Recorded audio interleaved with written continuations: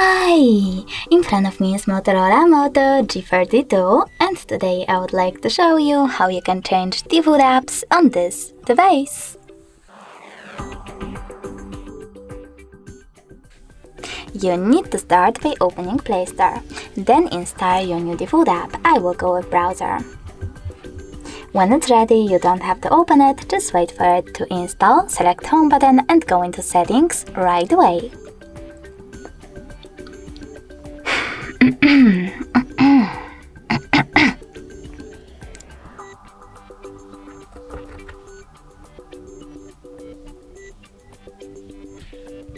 In Settings, you need to choose Apps over here and click on Default Apps.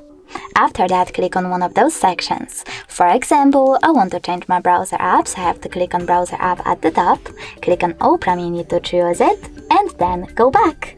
As you can see, after that, my default app has changed.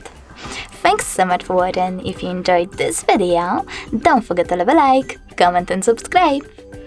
Bye!